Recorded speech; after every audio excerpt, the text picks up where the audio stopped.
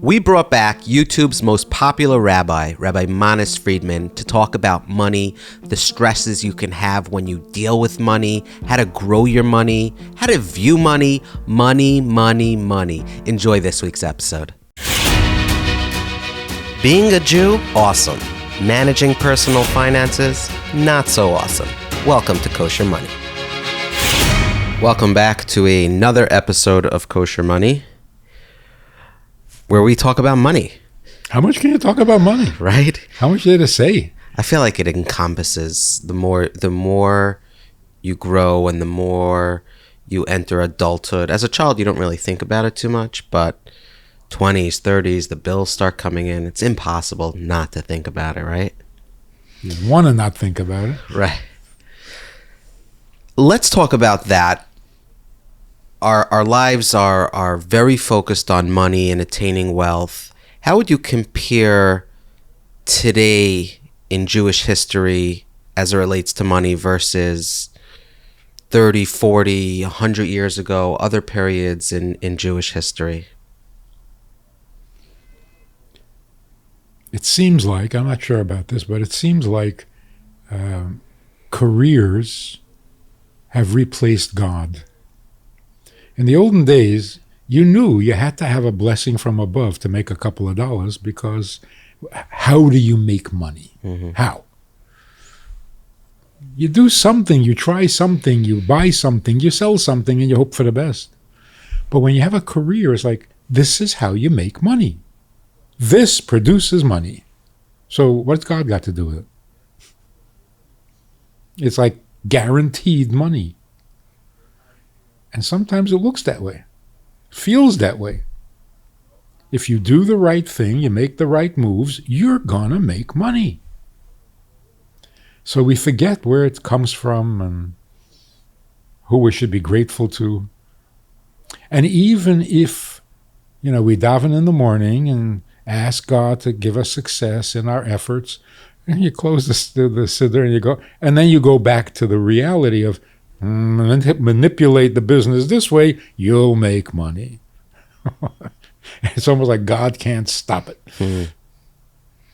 So there's a difference in it separates the davening from the activity. Right. In the olden days, you really davened, and then it really happened.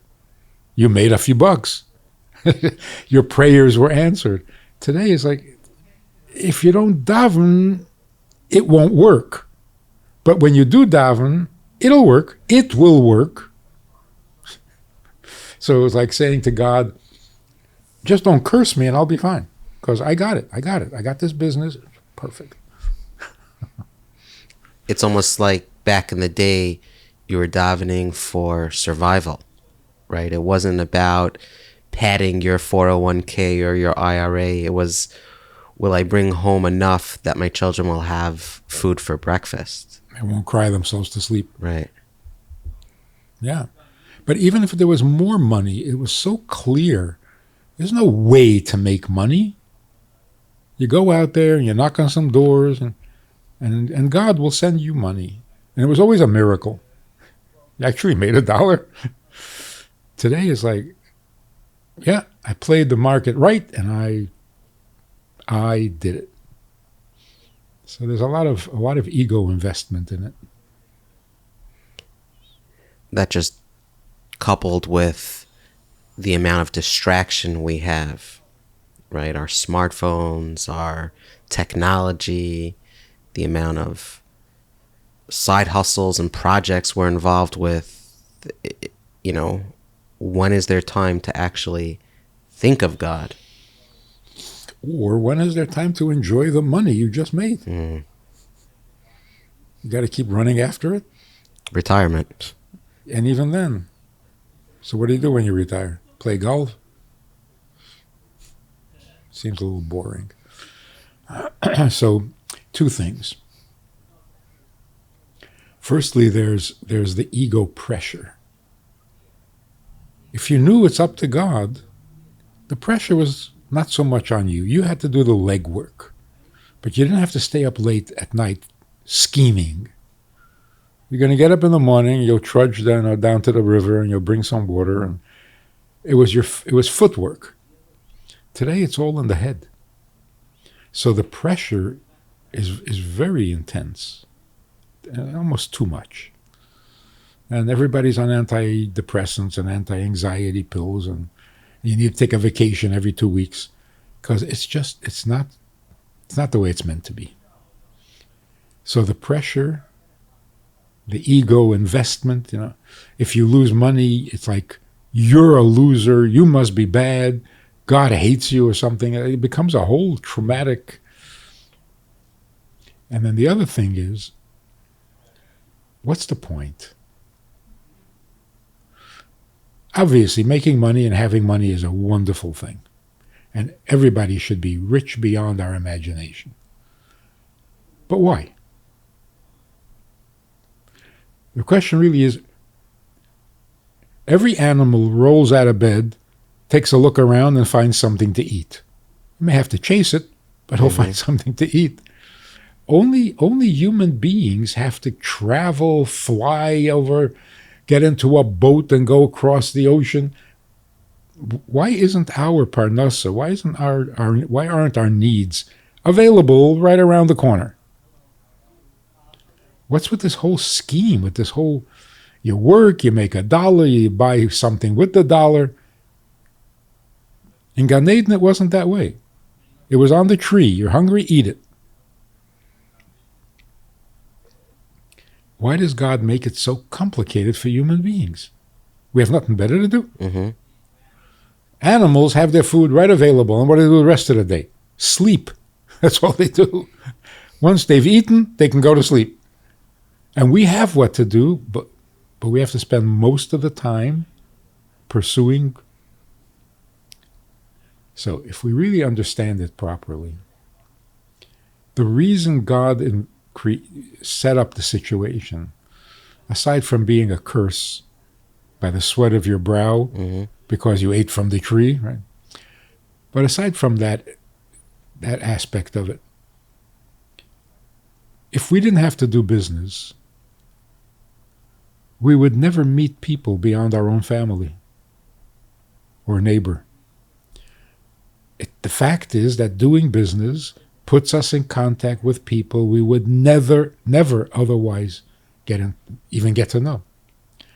So it must be that is a big part of the purpose. Go out to make a living so that you bump into people. And those people need your help, or they can help you, or you can inspire them, or you can learn from them. It's an experience. It's not just money. Because if you say, God provides parnasa, so just bring it to my door. What do I have to schlep across town and meet some very disagreeable people who are out to outsmart me? So if God is saying this is how you make your money, it must mean that this is good for his purpose too. What's in it for him to make us work so hard and go so far afield? It's because it connects the world. I mean, Jews doing business in Dubai. If you can stay in your own neighborhood, you're not going to meet anybody in Dubai. You'll never get to know a rich Arab. And I guess we're supposed to, because we're supposed to grow off each other. That's the main purpose. And if we could shift our attention, first of all, the pressure would go down. Sure, I'm here to make money, but is there anything I can do for you? We met for a reason. There's a purpose to our meeting. And it's not just the money. So it gives a little nobility. I'm not just running after wealth. There's something noble in it. Human beings crossing borders, breaking barriers, uniting the world. And sometimes it becomes very clear. Had I not met this person who happens to be a customer, and had he not told me about this special doctor that he found that I could take my wife to and cure her from an incurable... Wow. Never mind the money. Talk to me. Do you find that a lot of the stress as it relates to money is self-induced versus completely? We need to take a deep breath. Because if you hang your whole identity on the business, then every dip depresses you, and every rise makes you arrogant. You're on a roller coaster. Is that something that comes natural to someone that they have to actively combat, or is that a result of today's culture or some additional byproduct where previous generations didn't have to battle with this so-called stress? So again, in previous generations, how your business is doing was not so personal, because it wasn't your identity. Right. When the business is down, God is not giving me. When the business is up, God is giving me. But it's not like I'm a schlemazel because I lost some money, or I'm a loser, or I'm a genius. It wasn't that. It wasn't taken that way.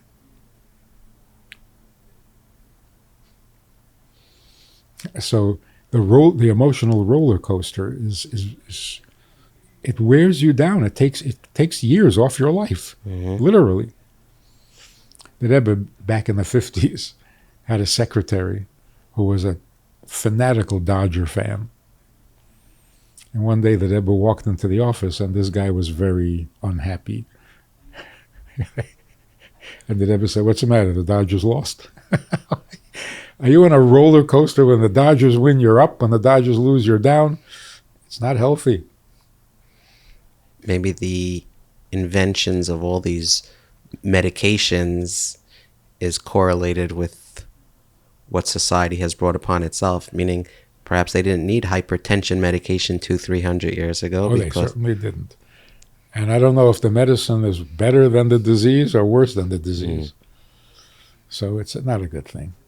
We need to be a little more independent of our careers. Don't identify with it. Just like you shouldn't identify with an illness. Now, it's very, very bad when a doctor says the tuberculosis, the pneumonia in room 4. It's not a pneumonia, it's a person. Don't identify with a disease. So I don't like the one part about the 12-step program. Hi, my name is Mike. I'm an alcoholic. That's your new identity? I don't know, that's good. Sure, you should admit that you have a problem with alcohol, but that's not you. That's what I am. Hi, I'm a banker. Like somebody asked the Rebbe once, a woman, women were starting to go into the work field. So this woman asked, can I become a typist? And the Rebbe said, you can make a living typing. Don't become a typist. Don't become attached to a machine. So we for our own survival, for our mental survival, we need to disassociate. This is what I do for a living. This is how God gives me money. But that's not me. You speak about the difference between living and existing. It's almost that the question should be phrased, what do you do for existing, not what do you do for a living? Very good point. Very good point. You're not making a living. I don't know who coined that phrase. It must have been some Yidel. You make a living. You're not making a living. You're making an existence. Now you got to go get a life. Find a living. But making money is not living. Making money is surviving. And that also is a big mistake. You think if you make a lot of money, your life is meaningful? What's meaningful? And then when women go into the work field, because it empowers women, that they can be CEOs and it doesn't empower women, and it doesn't empower men. There's nothing masculine about making money, and there's nothing feminine about it. It's money. It doesn't make you more of a man, doesn't make you more of a woman. It just pays the bills. So we got to relax about it. It's become too big in our when you divide up the pie, it's taking up a very big slice. It's not right. Even we work 6 days a week so that we can rest on Shabbos. That is so unfair, imbalance. 6 days so that you can relax 1 day? Shouldn't be the other way. Should be the other way around. We should work 1 day and then have 6 wonderful days. That's Moshiach. One of the things about Moshiach is that we won't have to work to be able to exist. And so we'll have all the time to focus on our lives rather than our existence. So when people start talking about a 4-day week, that's Moshiach, Dick. Bring it on. 2-day week, wonderful. But that makes so much more sense. Why we accept the conditions of our lives as if it's the only way. Corona showed us it's not the only way. You don't have to go to work. You don't have to go shopping. You don't have to travel for entertainment. You don't need any of these things. Why did we think that that was necessary and that that's called life? It's not called life, that's called misery. So we have become wiser as a result of COVID. Let's talk about, you mentioned the Rebbe a couple of times, and what has been the general theme? I know he's been approached by many businessmen over the years, and they've been asking for blessings and things of that nature. What has been the general theme of his advice to them? We have a lot of businessmen and businesswomen listening to this, and they may understand that it's not about working 60, 70-hour weeks, but they want to know how to frame that, because work does take a good chunk of it, even if they're not investing all of their days. What was the theme of his advice to these people? I'm not sure what the theme is, because everybody got a different answer. It was so individualized. But there is something interesting. You have to go to work based completely on trust and faith and belief that God will give you your parnasa. It's all faith. On the other hand, don't take any risks. How do you combine these two things? Don't take any risks means be responsible. Rely on God, on pure faith, means, whatever. God's going to do whatever he wants. That's a fascinating combination of... If God is providing us all with what we need, why can't I just open a little candy store in the corner and show up 3 days a week? And God will give me what I need. So if somebody would suggest that to the Rebbe would say, what kind of business is this? You want to get rich on a candy store? Doesn't work. What do you mean it doesn't work? According to nature, that is not going to happen. So you're asking God for a miracle. No, that's not right. You trust that he will give you, but naturally, not miraculously. A miracle, you have to really be, some special. So if you want to make a lot of money, you have to create an avenue or a tool that naturally could provide a lot of money. So if you have 2 candy stores, obviously you can make more money than one. So don't tell God to perform miracles for you. Do what you need to do, and then ask him that your effort should succeed. And that also has a purpose. Why can't God just make food fall from heaven? He's done it before. Mm-hmm.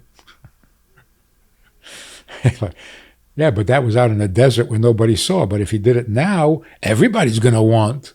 So give everybody, not just Jews. Make food fall from heaven for everybody. Why not? Why not? I can't see a downside to it. But there is a downside. When we run a business and trust God to give us success, there's a relationship going on. We ask, He gives. We open the vessel, He fills it. Mm. You don't want to open a vessel? He should just. That's so impersonal. Mm-hmm. It's like, just give me. That's not. So part of why we need to work for a living is because that's how we partner with God. It's an interaction. It's like, and that's more valuable than the whole business. So God says, God will bless you in all that you do. You don't do? Oh, so you want a miracle. It's not nice. Just give me. That's not a relationship. So partnering with God is basically the theme of our lives. That's how we should see ourselves. Everybody. Every human being. We're partnering with God. I'll do my part and you will respond, or He will do His part and I will respond. But there's an interaction going on. There's some energy exchanged. Mm-hmm. Otherwise, it's deadening. So I guess the theme of it all, and I'm not saying it's the Rebbe's theme, but the theme of it all is we don't do anything that is a dead end. It's not worth it. Anything we do that doesn't get a feedback, a response, a reaction, is not worthy of our efforts. So business is a perfect example of it. If I make a sales pitch and nobody buys, I got a wonderful product, but it ain't going nowhere. Come on, that's not business. If I buy something for $5 and I sell it to you for $5, No business. it's sterile. It's not productive. There's no life to it. So business is all part of life, and life is partnering with God. How do we strengthen our emunah, our faith? It doesn't come naturally, and I find whenever I do open up books and Musar Sfarim, it keeps me aware. What do people need to do day in, day out to strengthen that connection or lack thereof with God? The best thing, better than a Musar Sefer. Mm-hmm. Look at some of the people who are fabulously wealthy. They're such idiots. They've got nothing going for them. They have no personality. They have no virtue. They're not smart. They're not noble. Obviously, it has nothing to do with who you are. God gives because there's a plan in place, and this serves the plan. So do your part in the plan. Don't think you're running the plan. And those who would retort that many a times those wealthy, fabulous people have zero connection or very limited connection to God, is that all part of the master plan? Yes, and that's a good lesson too. Wealth doesn't mean God likes you. There was some division, some Christian denomination that actually believed that. Mm. If you're successful, God likes you. If you're not successful, God hates you. It's not true. It's not true. It can't be true. The best people in the world had miserable lives, and the worst people in the world were successful. So, no, you can't think that way. It's not about how much you make. It's how much of a relationship did you create by making a living with the other human beings and with God. So where is the life behind your wealth? Quick break from this week's episode. Our resident finance expert is here, Shmuel Shayowitz. Refinancing. It's a loaded word. Someone owns a home. They're paying at a 4.5% rate, and the market's recovering, and they're looking at a 3.5% rate if they were to refinance. Over the course of the year, that's thousands and thousands of dollars. When is it too early to refinance? When is it the right time? Someone will call you up. It may not be applicable, in 2022 for all that matters, but at some point, the market's going to reverse itself, and we might be back in the 3s and 2s. What do you tell them? So it's a great question. As you said, Ellie, it's a very loaded question. It's a very case-by-case specific answer. So just to cut through the bureaucracy, I think banks, maybe intentionally, unintentionally, whether they do it on purpose or not, I don't know, but people try to make the refinance process very complicated, perhaps to just get people stuck in the process and not really ask too many questions. The way I like to explain it is there's two umbrella reasons, primary reasons why somebody would be refinancing. One is to improve their rate or the term of the loan, to go from a 30-year to a 25-year, which will lower their interest rate and the total interest paid over the life of the loan. So primary reason would be to keep your balance exactly the same, get a lower payment, or pay lower interest over the life of the loan. So that's a rate and term refinance. The other reason would be a cash out refinance. Some people think it's an equity. Some people confuse it with equity loans. But anytime you're taking more than the balance of what you owe today, you're considered a cash out. And there's a lot of reasons to refinance, even if, and I do them, we do a lot of them, even in today's market where rates are higher than the historical lows in the 2s. But for the people who have either debt, people who have expenses, or are paying more for their money, or earning more in investments, and they need access to money, and especially with the amount of equity that's available in the average home today, cashing out is also an opportunity. So the answer is really whether or not somebody thinks, they read something online or they get an alert or they see something that triggers them to say, hey, my rate is X. I just saw something that says rates are below X. Should I refinance?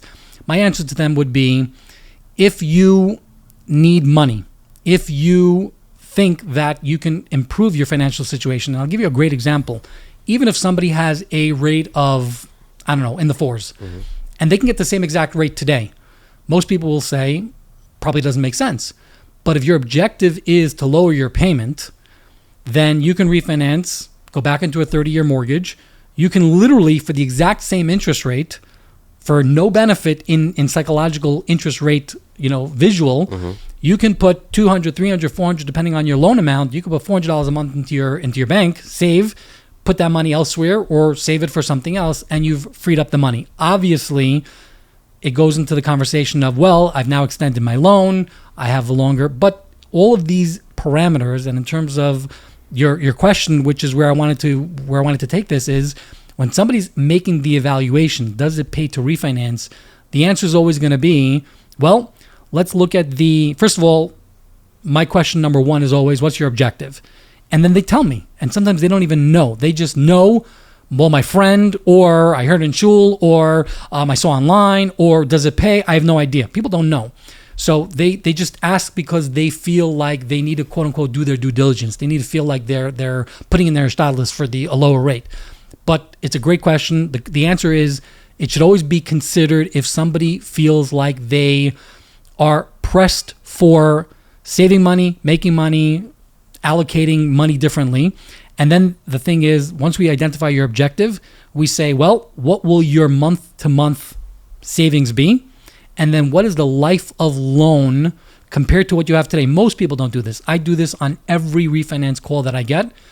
How much interest do I have left to pay if I did nothing?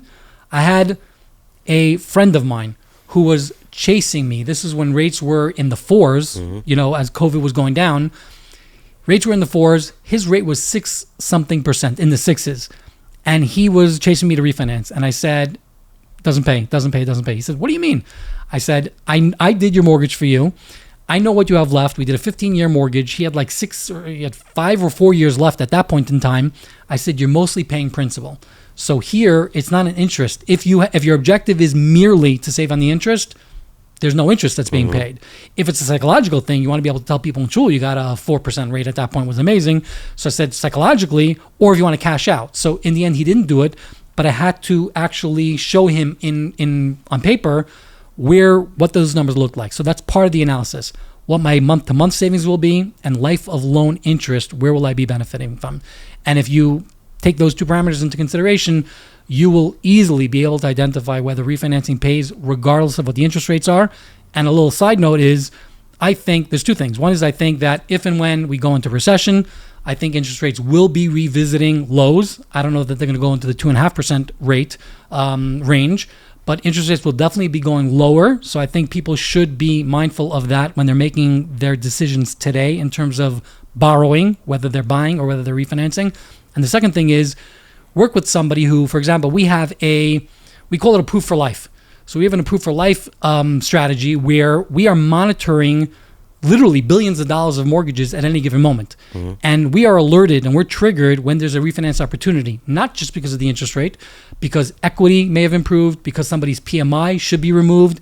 There's so many little variables within a mortgage that could help somebody improve on their monthly payment beyond merely refinancing and beyond simply refinance, besides just getting a lower rate. I like that. If you'd like to be approved for life, call, email, text, whatever it is, Approved Funding. Visit approvedfunding.com/mortgages. If you're looking to refinance, you have a follow-up question, Shmuel's available. More than happy to answer all of your great questions. And now back to this week's episode. The Chabad movement has been very focused on the bringing of Moshiach. My upbringing wasn't a Chabad upbringing. There were mentions of it, and it's part of the focus, but it wasn't a core focus of it. What message would you share as being part of the Chabad movement with others that may not have been exposed to Moshiach discussions and things of that nature, but not just a message, but how to tie it into their everyday life, that it becomes real to them, and that we're not just waking up at 7, 8 a.m. and going to work and coming home, that there's something bigger at play, that there's a third temple we're striving for. And that we're getting close. We've always been striving. That's old news. So part of what, to put it in dramatic terms, the Rebbe was saying, we have believed in Moshiach for 3,000 years. In fact, Moshe Rabbeinu, when God said to him, go talk to Pare, Moshe said, just send Moshiach. What are you playing these games?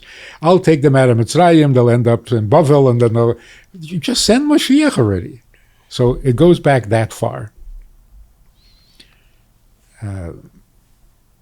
So we've always believed in Moshiach, and we always hoped that maybe we will be the ones who will. The Rebbe said, that's not good enough. Thank you very much for believing in Moshiach. What are you doing? It's time to bring him, not believe in him. So don't sing Ani Mamin. Go do something. In other words, Moshiach doesn't come miraculously out of a cloud. The world has to be ready. Because if it's going to be a miracle, why, the miracle couldn't happen 1,000 years ago. Obviously, something needs to develop so that Moshiach can come. The world has to be ready. He's not going to come and argue with us. That's the last thing we need. Another machlokes. So Moshiach is going to come. The world is going to accept him. Everything is... How? What kind of world is going to accept him? Well, we got to get the world ready. So what are we doing? So literally, the Rebbe stopped singing Ani Mamen. It used to be like the closing song of every Farbrengen. Mm-hmm. When I was a kid, I knew. When they sang Ani Mamen, Farbrengen is over. Stopped. Stop with the Ani Mamen. It's time for Moshiach, so we got to finish the preparations. Get with it. So what are we doing to bring Moshiach? It's a very empowering thought. We want all the benefits of Moshiach, but you don't have to do anything. And then when the benefits come, you feel like a total outsider, loser. But what did you do? I believed. No. The Rebbe wanted everyone to feel like they contributed. Out of Avas Yisrael. That no Jew, when Mashiach comes, should stand on the side and say, oh, he's here. And feel no connection, no involvement, no contribution. So the Rebbe wanted everyone to feel, yeah, I brought Mashiach, I helped. I did something. So what does it take to bring Mashiach? First of all, the world has to welcome him, not doubt him. Is the world ready to welcome Mashiach? Much more than 10 years ago. Much more. Because what is Mashiach? Somebody with a message that makes sense. Oh, we're so desperate. The whole world. I remember when I was a kid, every country was absolutely confident that they had the answer to all the problems. Every country, everybody was sure they had an answer. Today, everyone is sure they have no answers. It's without exception. So if somebody would come and make sense, everybody would listen. I mean, really make sense. So the world is far more ready than ever. Some of the symptoms of Mashiach, or pre-Mashiach, is that there's going to be a total absence of truth. There'll be no honesty, no truth, nothing. Fake news? Mm-hmm. Fake news is a messianic slogan. The world is consumed by fake. Everything's fake. All the things we trusted as being solid, true, like science. Science can be our biggest problem. Medicine. Oh yeah, doctors, they'll heal everything. Yeah, they'll also kill you. Hospitals. Stay away from hospitals. The worst, most dangerous place to be. What's politicians? Religion? What? The world is so ready to hear something real because, boy, are we surrounded by falsehoods and narishkeit and nothing, empty, terrible. Mm. The other thing is the communication. If Moshiach comes today, everyone in the world will know about it today because there's an internet. I remember my grandfather having a conversation about how are people going to know that Moshiach came? Let's say he comes to Tzfas. Mm-hmm. He's supposed to come to Tzfas first. Well, in Poland, how are we going to find out? You know how long it takes for news back then to travel from Israel to Poland? So Moshiach will be here for about 2 weeks before we even find out. Not today. Oh, my grandfather actually said, he was a very religious Jew. He said, Moshiach is going to blow a shofar and the whole world is going to hear. The whole world's going to hear one shofar. Yeah, it'll be a miracle. Okay, fine. Miracles? Can't argue with miracles. But now, no miracles. Mashiach is not a miracle. Mashiach is the result of a lot of hard work. Don't give me miracles. Give me results.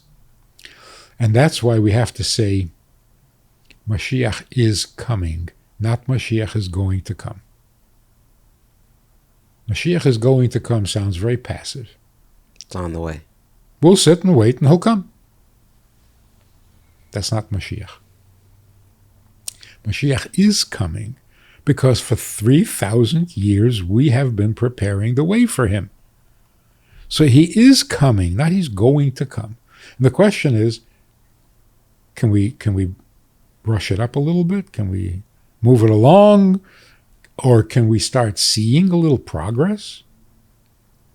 We are seeing a lot of progress. And for me, the most powerful,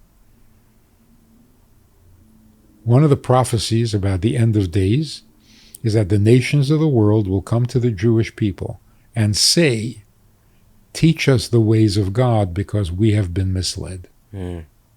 Oh, is that happening today? I can't tell you how. Online, people from the jungles of Africa who can barely speak English. One of them particularly said, you're the light to the nations? So where are you? We need you here. In Africa, in New Guinea, in Tanzania. This guy was from Tanzania. We need you here in Tanzania. So if that prophecy is already happening, can you imagine during or after the Holocaust? Tell a Jew that the people in Tanzania are going to call you and say, come on, you're Jewish. You're the light to the nations. Yeah, sure. Hasn't been that long. And the demand, the non-Jewish world is so hungry for Torah. I mean, come on, that's... So yeah, we're much closer. We're much more ready. We have the tools. The internet is the solution. How are you going to teach the whole world? So the Rebbe's revolution was, don't tell me you believe in Moshiach. What are you doing? So it gets much more respect. When you say, oh, I believe Moshiach is going to come. He's going to solve all our problems. You sound like a baby. Come on. But when you say, so what can we do to bring Moshiach? Oh, you sound like a responsible human being. What can we do? And specifically, as this is a money show, what can we do with our money to hasten the arrival of Moshiach?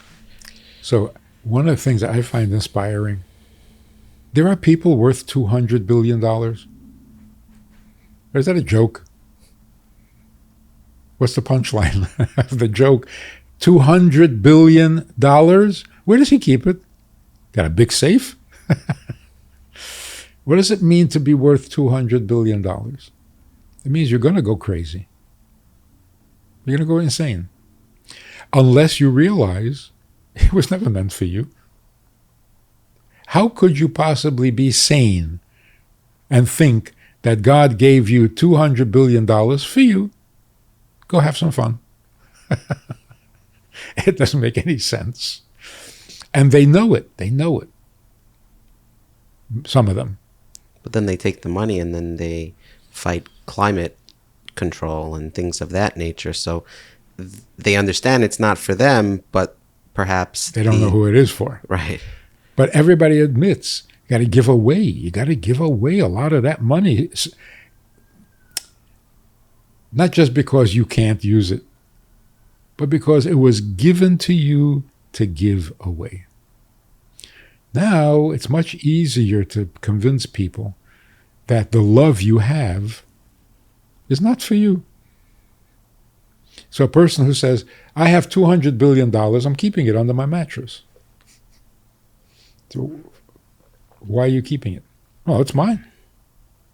Say, yeah, it's yours, but a person loves himself. So why are you loving yourself? It's my love. Love was never given to be kept. If you are capable of love, love someone, not yourself. Love more than someone. Love everyone, but not yourself. Just like the gift of communication. Oh, you can speak? So who do you talk to? Myself. They'll take you away. It was not meant for you. So this simple, earth-shattering message, your life was never meant for you. That can change the world dramatically. All the money I have, who says it's for me? Just because it's mine? It's yours to take responsibility for the distribution. You have love, it's for you? That's crazy. You have information to keep for yourself? That's crazy. So you tell a child, in order to turn a child into a mensch, you tell a child, you have a lot of life, you have a lot of energy, you had a lot. It's not for you. That's it. You've set them on the right path. So the world is ready for that message. So what do you do with your money? You give it to who it's meant for. So don't even consider yourself generous and big-hearted. You're not giving away your money. You're delivering the money to where it's meant to be. And it's not a sacrifice. And you're not a saint. And if you give your love to others, not a sacrifice. And if you share your knowledge with others. So if God is giving us, and He is giving us, lots of money, good. Is the feeling of pain that someone feels when they give charity, that they're parting with their money, is that because you erroneously thought it was yours to begin with and it's detaching from you? And how do you combat that pain, even though in your mind you know you're doing the right thing and you're giving it to those less fortunate, but still every time you look at that credit card statement and you see, $360 swiped for charity, you know you should feel good, but you don't always feel good when you're giving it. So ideally, really ideally, not too ideological, a person should give away anything he doesn't need for the next 3 meals. That's very difficult these days because besides the 3 meals, I need to pay my mortgage, I need to pay my taxes, I need to pay my lawyer's fees. So it's not just the meals. So when I finish paying all my bills, I'll give away the rest. That would be nice too. But we don't do that. We feel a need to have a backup fund, a rainy day fund, a retirement fund. That was never part of the thinking. If I have what to eat, the rest I don't need. That's a sane. That's not noble. That's just sanity. I have, and some people don't. So why am I keeping the money? Mm-hmm. I should have for next week when people don't have for today. That's why we need to be much wealthier so that we can give everyone what they need and still be able to put away some money for next week. So we were tested very severely for hundreds of years. We were tested with the burden of poverty. Will we remain moral? Will we still be frum? Will we not give up on God if we go through poverty? And we've done very well. Magnificent. Now it's time to be challenged with wealth. Let's see how good we can do when we're filthy rich. obscenely rich. Will we become corrupt? Will we forget about God? It's the same. The Rebbe was lobbying for the test of wealth. Enough with the poverty. How many times do we have to prove that poverty is not going to stop us from doing mitzvahs and buying an esrog? And now we should be tested with wealth. You would say that's one of today's big challenges? Oh, yeah. I was asked to come give a class at a Talmud Torah, a modern Talmud Torah. They were studying Eve. And they wanted to talk about how you can believe in God even when you're suffering terribly. I walk into the classroom and I took one look and I said, you guys are studying the wrong thing. How to remain positive when there is suffering? Your problem is not how to remain positive. Your problem is you don't know what suffering means. You should be studying a text that tells you how to remain faithful to God when you're spoiled rotten. What are you doing studying Job? It's so irrelevant to your lives. So, do we appreciate the fact that those days are gone?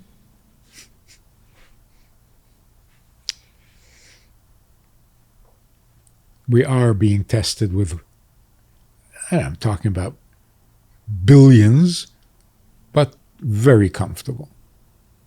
Now what?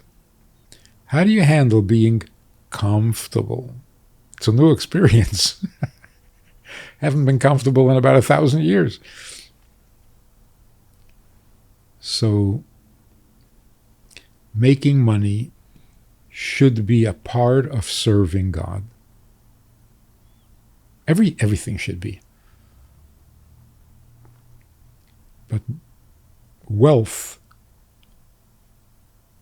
is a big challenge. It's a big challenge. But when you pass that test, it's good for God, it's good for you, it's good for your neighbor. It's just good. There's been this growing trend of not just giving Meiser 10% of your wealth to charity, but up to 20% a chaimish. Is that a positive reaction to this test? If we're going to be graded and people have the ability to give more up to what our sages tell us is appropriate, is that a good step in the right direction? My guess is that the average Jew gives away more than 20. Unknowingly. Who's counting? Mm-hmm. Really? And that's fine. That's perfectly okay. 20% should be an obligation. But there's no limit on Rahmanas. So if somebody's really needy, no, I'm sorry, I've given them my 20%. There's no such thing. We don't do that. So I think the average Jew gives away more than 20%, which is beautiful. But I think people should know, you talk about how painful it is to part with a check, as if it's like an amputation. Right, exactly. Yeah. There has never been a person who gave away a serious amount of money that didn't make back twice. Has never happened.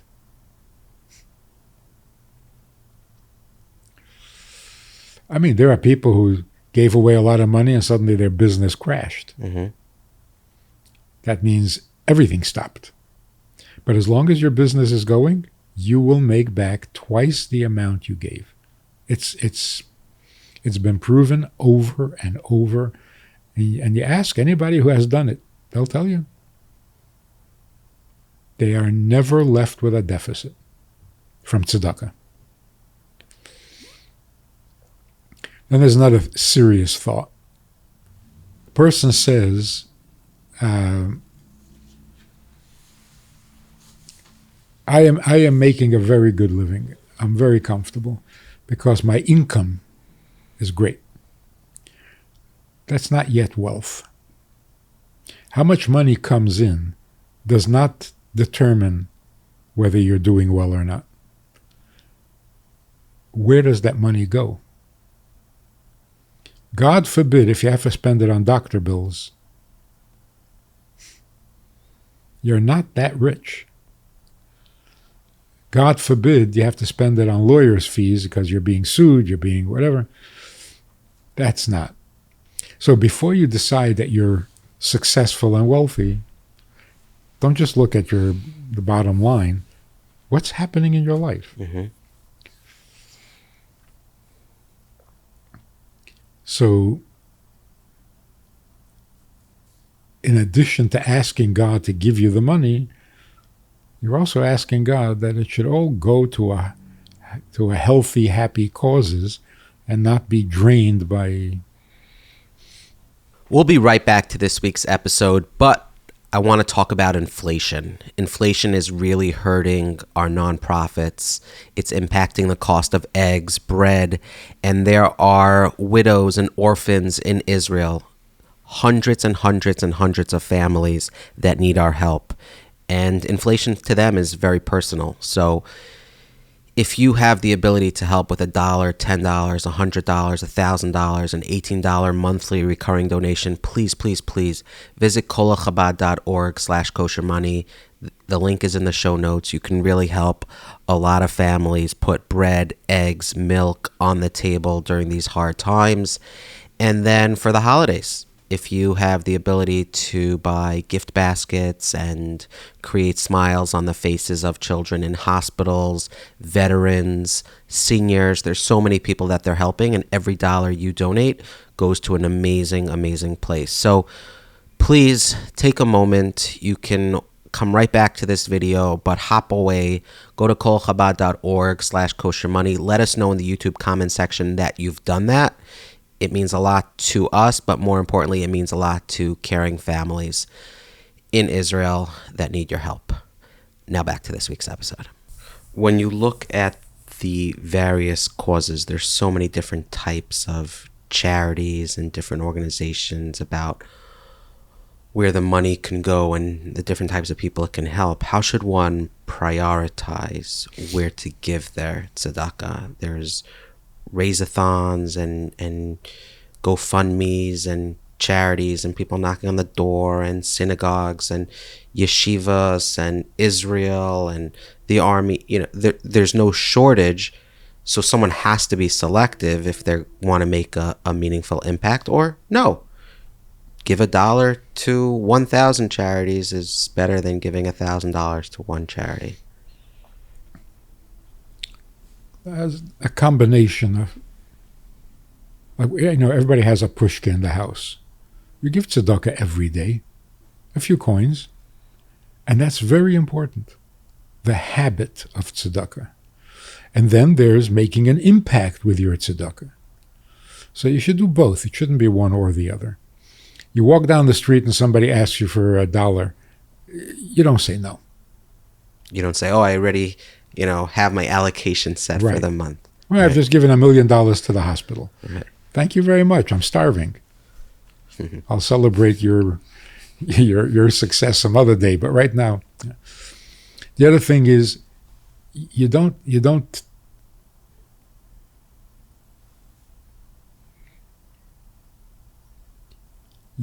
judge when you're asked, why don't you get a job? You were here yesterday again. What are you doing? Either be generous or mind your own business, but don't lecture, and don't condemn people, even in your own mind. This guy's such a loser. You're doing a mitzvah, do it like a mitzvah, not like some drudgery. The Rebbe talks about the translation of tzedakah is actually righteousness, and charity is an inaccurate translation, which follows the theme of what you just mentioned. Yeah. But it is again, I find that it's like almost you're fighting natural instinct, right? When you do pass someone day in, day out, and they have a cup in front of them, your tendency is knock on the door. It says help wanted. You have to, we have to, I think, realize that we have these animalistic instincts, and our first reaction is usually the wrong reaction, and we have to, constantly combat that, especially as it relates to our money. Yeah, that's on the emotional level. What we're talking about is what your brain should be thinking. If it trickles down to the heart, that would be great. Mm-hmm. But even if it doesn't, it helps. Just to think clearly. Am I giving away my money, the money that is meant for me? No. So it shouldn't be painful. It still feels painful? Okay, so you push through the pain. But you don't let it stop you. At our house, the Rebbe had given us $1. It sits on the ledge. What was the reason for giving away dollars? I was never really exposed to it. I was much younger when the Rebbe passed away. But what was the thinking there, and what did the dollars represent exactly? It was such a brilliant thing. So simple and so brilliant. People would come to see the Rebbe privately 3 nights a week. There was never enough time. The lines, the people getting disappointed because they couldn't get an appointment, and it was very draining on the Rebbe, sitting and listening to somebody for an hour or whatever. So as the Rebbe got older, he switched. He said, "You want to see me? Come on, any Sunday. I'll give you $1. And if you have a real issue, let me know to the point. I'll give you a bracha, and done." So instead of seeing people 3 times a week at nights, he saw 10 times as many people, gave 10 times as many brachas, and the tzedakah that flowed from that. Right? The idea was he's giving you $1 to give to tzedakah. But add $1 of your own also, or more. So people kept the $1 that Rebbe gave, and gave. So if you felt like the Rebbe's $1 is worth 10, you would give $10 to tzedakah. So the tzedakah generated by that was just awesome, and the amount of people who got to see the Rebbe say something, get a bracha, get help.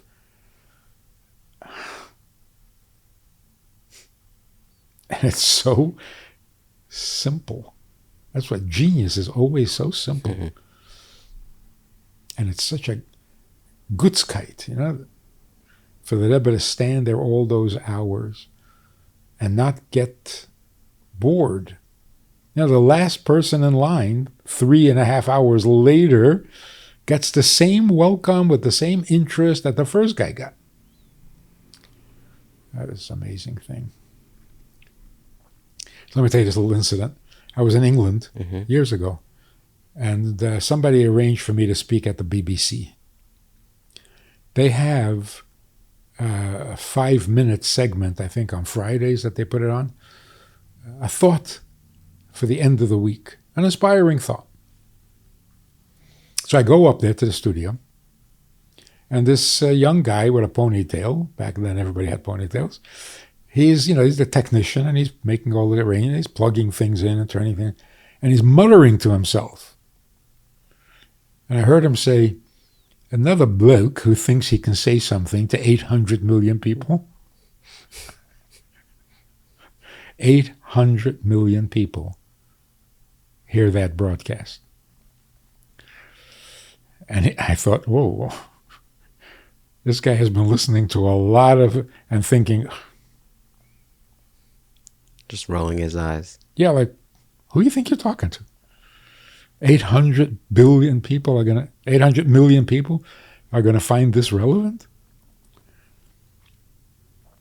Earlier that week, the Rebbe had spoken at a Fabrengen, suggesting that every company, every school, every organization, at the end of the week when they pay their workers, should add a symbolic $1 to be given to charity. Because now that you have what you need, think about somebody who doesn't. So I turned that into a 5-minute, and this guy says, I think you did it.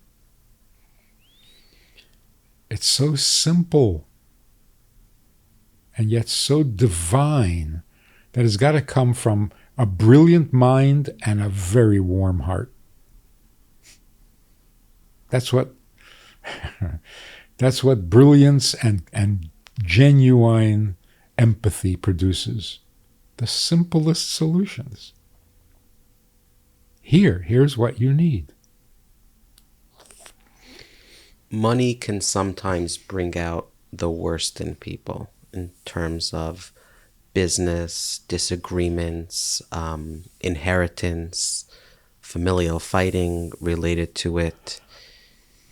How does one remember their real relationships with people and look past the dollar? Because when you're in the thick of it, this one slighted me, I deserve this much, my percentage should be this, I, tended to that, how do you fight that off? Well, it also produces a lot of crime. Wherever there's a crime, you say, follow the money. Mm-hmm. There's money behind it somewhere. Somebody's making money.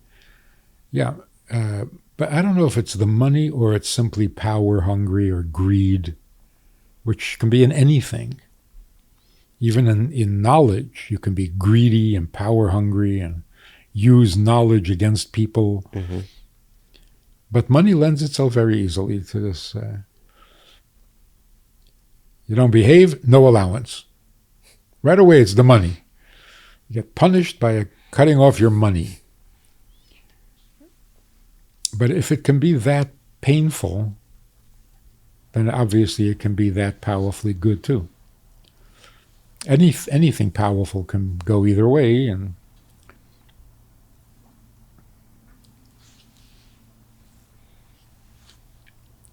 but the worship of money it's deadening. And I hope that people at this point, we've gotten used to being rich. Mm-hmm. It was new, it was exciting, it was incredible, but now we got used to it a little bit, and it's not everything we thought it was, so calm down, Don't use it to punish people and don't use it to reward people. And just find the godliness in it. People look at a dollar bill, and that's the root of all evil. No, it's not. There was a child sitting in his grandfather's lap at a wedding, and somebody came by begging, and his grandfather took out a dollar bill, and the baby pointed it and said, "Rebbe." In his mind, what's a dollar bill? What the Rebbe gives on Sundays. Mm-hmm. Not the root of all evil. So what do you associate dollars with? God's blessing? A tzedakah box? That should be like the default position. I bent down to pick up a dime at the airport. Mm-hmm. And I see somebody looking at me like, really? Can't resist a dime? So, a total stranger. Mm-hmm. So I just pick it up, I look at him, I said, this can be charity. Charity is awesome. And you can do it with a dime? Don't knock it. So it's not a dime, it's charity. Oh, okay. That's how we should think of it.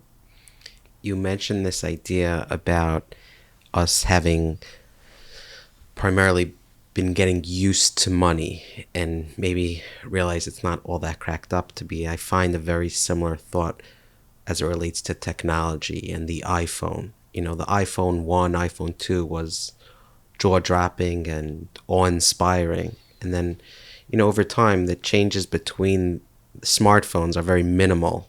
They try to, encourage you to purchase the new one, but I'm hoping we're getting to the point as it relates to technology that, okay, it was exciting, it distracts us, but ultimately it is what it is, and it's not going to get all that more exciting. So take your head out of the phone and start living a little bit and stop being distracted.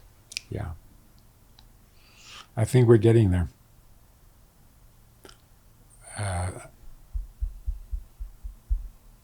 Who's somebody, I forget that. You go on your phone and you try to make some contact with something, and it doesn't happen right away. Mm-hmm. It's like, what is wrong with this phone? Hey, it takes 2 seconds. Can you slow down? Like somebody said, hang on a minute, we're beaming a signal from the moon. Can you wait a second? So yeah, we're already critical of how long it takes. It shouldn't take so long. So yeah, we're asking for better technology, bigger technology, and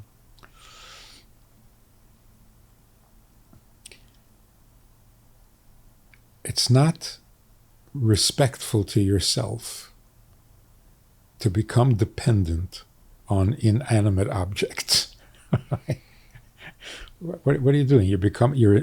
You're willingly making yourself a slave to this. Just this week, I lost my phone. I don't know where I left it. For 2 days, I walked around without a phone. How was that? And I realized it's crazy. I was thinking, where can my phone be? I'll call the place I was. Oh no, I don't have the phone. So they thought, I'll call. I can't call?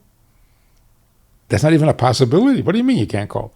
You always have the phone. Can't call.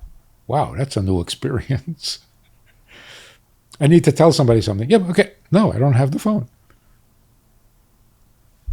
It's humbling because it makes you feel like you can't live without that thing. It's like a crutch. You're happy to be walking around on crutches? But the ultimate technology will take us back to Gan Eden. Everything is instantaneous. You don't have to have patience. Whatever you want, you have a baby, immediately it's done. Right? So yeah, that's eventually what's going to happen. But that's because the world will be perfect, not because we will be impatient. You have a book which I glimpsed at the cover and will display it as I'm talking through it. What's the name of the book, and can you describe the cover and the thought behind, the premise behind the book? There are 2 books, actually. One is in Hebrew. Yeah. The other one is in English. The English one is called Creating a Life That Matters. And one of the things we talk about in the book is intimacy. What is intimacy? Intimacy means 2 people connecting to each other with no thing between them. In other words, they're not connecting to a third thing. It's like, we both like this drink, so we're going to talk about it and share it. And no, but then we're not connecting to each other. We're connecting. So a quick example. A man says to a woman, I want to marry you for your money. You have money. I love money. Everybody will agree that that's not right. But you ask people why, it's a very strange, even from women, which is surprising, there's some strange answer. Oh, because what's going to happen when the money runs out? Is that your problem? Okay, the money won't run out. Now you're going to marry somebody who wants to marry you for your money? If somebody says, I want to marry you for your money, he's not marrying you. He's marrying the money. You come along. That's why as long as there's money, you can stay. When there's no money, what are you doing here? I didn't marry you. The scary thing is that that's true of everything, not just money. If I marry you for your looks, same thing. I'm not marrying you. I'm marrying a look. If you lose that look, what are you doing in my house? You don't belong here. I didn't marry you. Even if I marry you for love, same thing. And this is where we're suffering so much, because we all marry for love. But marrying for love is like marrying for money. What happens if the love runs out? But even if the love never runs out, I'm not married to you, I'm married to the love. So, just the love. I don't want to hear your personality. I don't want to hear your opinions. I don't want to hear your mood. No. Just the love. Come on, that was the deal, right? We're going to share love. Not you. I don't want to put up with you. Just the love. It's a disaster. Yeah. It's so impersonal. So the problem with money simply is that it's an object. Life is not about objects. Intimacy is only with another human being. If you can get all the things out of the way. So you cannot be intimate with a reason. You can't be intimate with an object. So the two things that are destroying marriages is love and sex. The two things we think define marriage. No, that's what's ruining marriage. Because love has become a thing, and sex has become a thing. So it's not about the person. That's called objectified. I'm using the person for this thing that I really enjoy, whether it's money, love, or sex. In our relationship with God, we do the same thing. I'm not interested in God. I'm interested in heaven. I'm going to go to Gan Eden. Who can get me into Gan Eden? God? Fine. Let's make a deal with God. But I don't want God. I want Gan Eden. It's so nasty. I'm going to put it in different words. A man can say to a woman, you know, in a perfect world, you would just give me the money. Why do I have to marry you to get your money? But the world is not perfect, so I guess I'm going to have to marry you. It's so nasty. And the same thing is true with God. I want Gan Eden. I want a good life. You're not going to just give it to me, huh? No, I'm going to have to do mitzvahs for you. Okay, I'll do the mitzvahs. It is so nasty. Mm-hmm. So money has become like the symbol of all things that distract us from life. So when we need to get things out of the way, you get married to each other. Money is not an issue. Looks is not an issue. Yichus is not an issue. Love is not an issue. I want you in my life. You. All of you. Not my favorite part. And that's how we have to be with God. Nasa v'nishma. What am I going to do for you? I don't care. Whatever. As long as it's you. Creating a life that matters. And the Hebrew book, what's the name of that book? The Hebrew book, I have a copy for you. It's called I Didn't Ask to Be Born. It's a revolutionary, very popular book in Israel. I didn't ask to be born. What do you mean I have to? What do you mean I need? I don't need anything. I didn't ask to be born. So I have no needs. So what am I doing here? Well, I'm hoping desperately that somebody needs me, because I don't need. All of a sudden, I find out that God gave us a Torah that said what he needs. So, oh, thank you. That is such good news, because I don't know what I'm doing here. One of the developments of modern times is that we no longer are willing to live in order not to die. That's what we've been doing for 5,000 years. It's really, looking back at it, it's like, why did we put up with this? Hey, plow the fields and put in the seeds and harvest otherwise you're going to die. Everything, bottom line, if you don't do that, you're going to die. So I have no life. I just have a desire not to die. This doesn't make any sense. Live so that you don't die. And it's not a pleasant life. Difficulties, painful. Yeah, you got to put up with all of that so that you don't die. You know what? I don't care. This is what people are saying today. Stop telling me what I have to do. What's the worst that can happen? I'll die. Did I ask for life? Was I desperate to be born? No. So what is this threat? All of a sudden, it doesn't make any sense.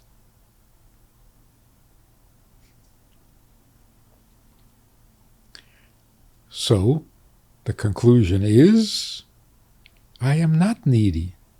Stop telling me how needy I am. You're depressing me. I am not needy. I am needed. That's a celebration. So, I don't need money. But some people need me to have money so that I can give it to them. Because for myself, you mentioned last time how it's God's plan that needs me. And then I was talking with Adam, and he was telling me this, it's before we had our first interview, and he was talking about how it's God's plan that needs me. It's not that we need God. And then I said to him, there are many people who try to push back on this thought. How can you say God is needy?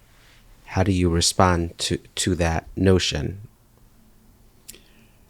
I think it's a big to-do about nothing. Did God create the world? Yes. Did he create it for a reason? Yes. Okay, so don't tell me he doesn't need anything. Don't make a joke about creation. If he created the world, he created it with a reason. A reason he doesn't need? What are you saying? Okay, the word need freaks people out. Mm-hmm. So, okay, change it. Did God create the world with a purpose or without a purpose? With a purpose. With a purpose. Is that purpose important? Very. To him? Yes. No, it's not important to him. It's only important to us. Don't be silly. Right. That's just like, what are you're defending and protecting God from having a need? He doesn't need your defense and your protection. He created the world because something needs to happen. I don't need it to happen because I didn't create the world. So what do you mean? You create an entire universe and you don't need anything? I don't need. You know what I mean? Mm-hmm. That word like you're filling a void. Yeah, like he's crawling on his knees, begging. No, he's not crawling on it. But you don't create a world when you don't need anything. Of course, his need is perfect like everything else about him. Mm-hmm. So, first of all, it's definitely going to happen, unlike my needs that don't happen. And nothing forced him to need it. He needs it because that's what a God does. So does he need to be God? Or is that optional too?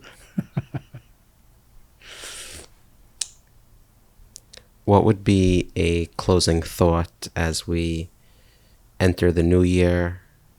Chances are people might be listening to this in 3.5 years and it's Passover. Whatever it is, someone watching this, what's something that you'd like them to ponder more about, do, take upon themselves, a challenge? What's something that you'd like to convey and share? I think this is really, really important.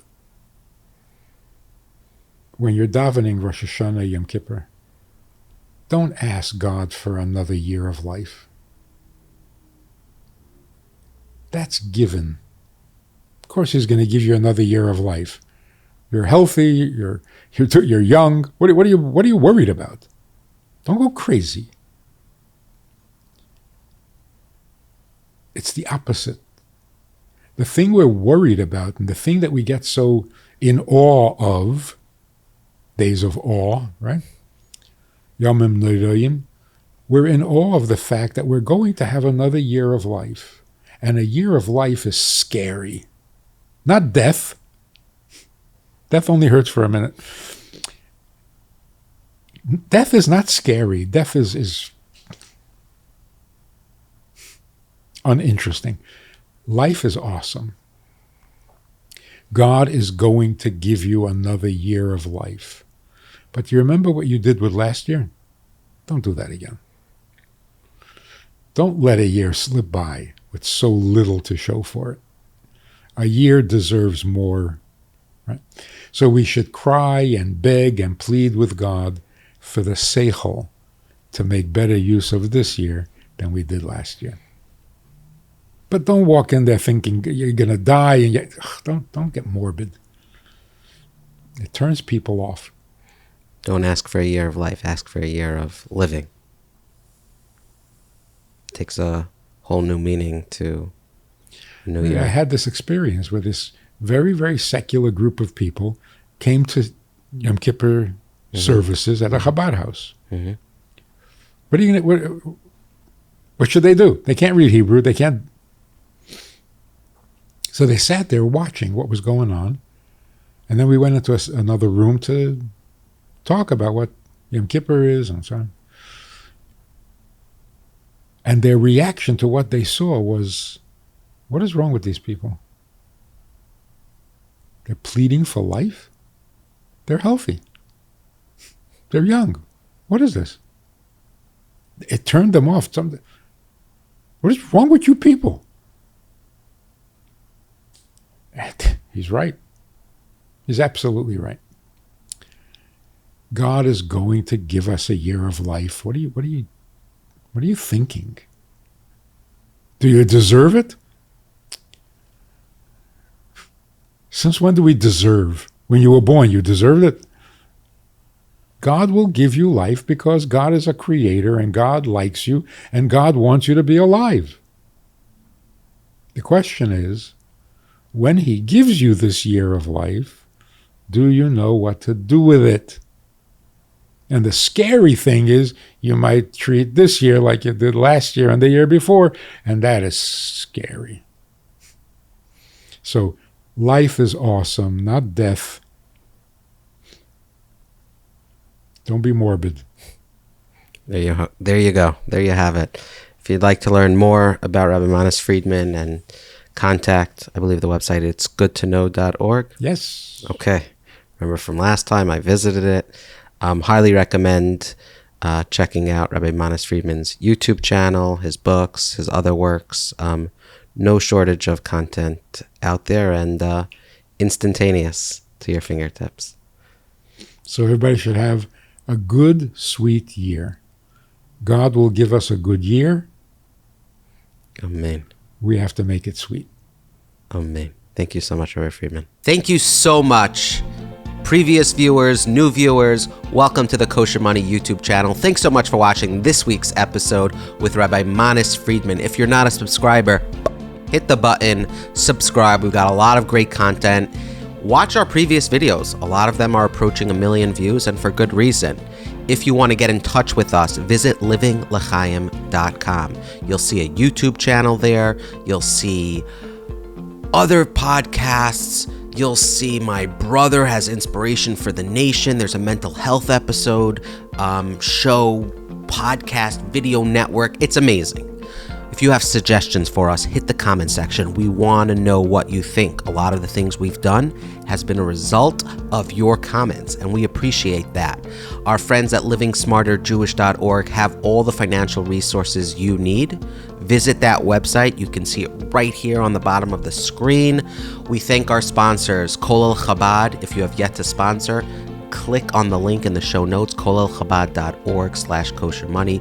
Your money, as Rabbi Manis Friedman says, will go to an amazing place, charitable place, and help the world get better. ApprovedFunding.com/mortgages. Visit that location, that link, and talk to our friends at Approved Funding. LivingSmarterJewish.org, LivingLchaim.com, KolChabad.org, ApprovedFunding.com. There are so many sites for you to visit. So that's the end of this video. Until next time, keep your money kosher. I'm Eli Linger. See you next week. Living L'Chaim.